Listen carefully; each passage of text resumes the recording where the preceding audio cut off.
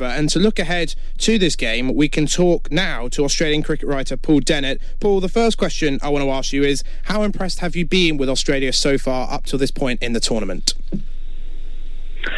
Hi guys, I think that they've been pretty impressive, but they really haven't been tested too much as of yet.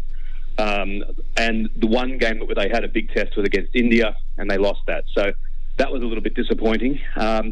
I think that on the whole, there's a feeling that Australia has still a somewhat 5 years ago mentality in the way that we play the game. They're a little bit conservative, a little bit likely to sometimes score 330 when you need to score 360 or 370.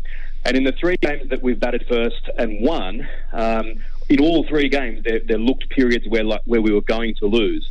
And ultimately, it was mistakes from the opposition that got us back into the game. So, looking okay. You can't complain with only one loss, but yeah, certainly not the wonderful side of years gone by. Paul, I think it's a little unfair, actually, to say you relied on the mistakes of the opposition. I think, actually, Mitchell Starc, I don't know if you disagree, but for me, Mitchell Starc and Pat Cummins have been the standout performers in this team. They've been the guys that have bailed you out in a couple of those games and have actually, and particularly in Cummins' case, not maybe got the wickets they've deserved from some brilliant spells. And do you worry a little bit that if either of them, given they do have injury records, Cummins in particular, if either of them, and especially both of them, were to suffer any injury worries, that this Australia team would suddenly be massively diminished? Oh, absolutely. And they have bowled. I'll take your point, absolutely. They've bowled particularly well. And we do have a large gap between those two and our third choice seamer. We've gone into the game today with Nathan Coulter-Nile, who is not necessarily someone that's going to necessarily strike fear into the hearts of the opposition. I would personally would have rathered James Pattinson or Josh Hazlewood to be in the squad. But we haven't got them. And Cummins and Starc have been injury prone in the past, and it would be a disaster if either of those got injured.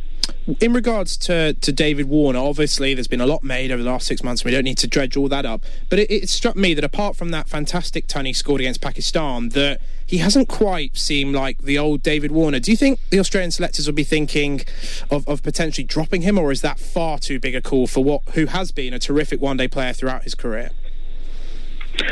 I don't think there's any chance that they'll drop him, no. And I think that part of the reason that he's playing in this, and I agree, it's a perplexing, conservative way, I can only assume that it's with the blessing of team management, that they're saying, this is a tournament where you need to build a platform, we can accelerate away at the end. We don't want you playing a rash shot and getting out early. But as an Australian fan, I think he's gone too conservatively.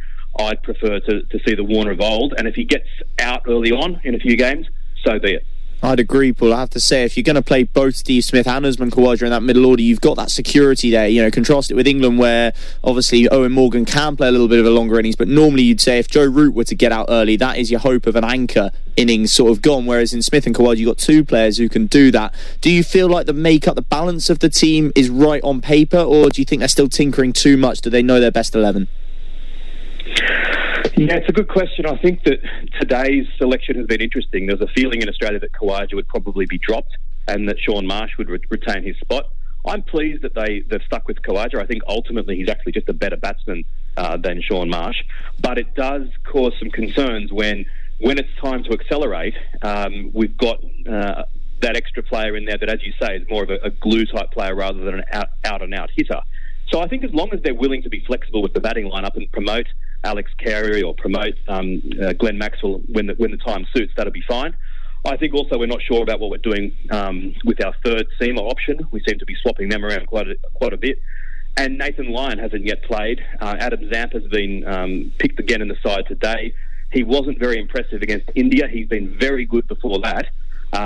If the wickets are going to start to spin as the weather maybe warms up towards the business end of the tournament, it'd be nice to see Nathan Lyon get an opportunity. Do you think there'll be any fear about Australia's opponents today, especially batting first? It was only just a matter of days ago at Taunton that Bangladesh pulled off a terrific 7-wicket win against the West Indies, a terrific run chase which saw Shakib score over 100 and chase over 300 with only 3 wickets down. Do you think there's any concern going into today's game from the Australian camp?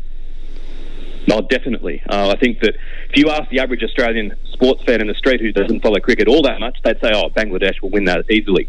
But for those who are really into cricket, there's a feeling that Bangladesh have definitely crossed over to being a very seriously good opposition. The way that they played against the West Indies, as you say, was magnificent, which was exactly what they did in the 3 warm-up games they played against the West Indies and Ireland. They chased with aplomb, and they chased with a fearlessness, but without a recklessness that other sides try and hit one too many six. Bangladesh seem to be a little bit more composed. Their fielding is impressive as well, more so than some of the other sides around their same level. So I think this is a massive banana skin game for Australia, because if Australia lose this, the next game we play is against England. We'd be favourites to lose that.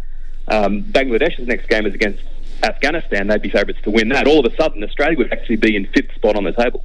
I agree. From a neutral perspective, this really would be, putting the England-Australia thing to a side, it would be a brilliant game for the upset to happen, and it could kind of throw that table a little bit wide open. And for us Englishmen, I'm sure the memories, as they are for Australians as well probably, memories of Cardiff 2005, Bangladesh, Australia still remain very strong and very fond. I just wanted to ask you lastly, Paul, about the semi-finals. I know it's a little bit presumptuous and it's me doing it, so don't worry, you don't need to feel guilty about answering it, but are you looking at the other three big teams, if you like, the four teams that are looking likely to qualify for those semi-finals?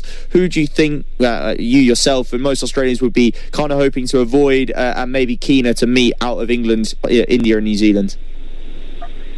Well, I suppose you'd have to say we'd be keener to meet New Zealand. If we do qualify for the semis, I would say if there can be a way that Australia don't have to beat both both India and England, then that would be a boon. It's like in the tennis, you don't want to have to beat Djokovic and Nadal at the French Open. You want to be able to avoid one of them.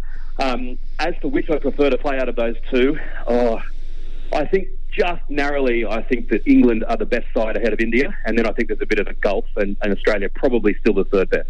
I think whichever one of those four teams, because I think it will be one of those four teams, I think whichever way the semi-finals go, they're sure to be great games. Thank you very much, Paul. That was Paul Dennett, the Australian cricket writer, giving us the lowdown and some really interesting reaction. Just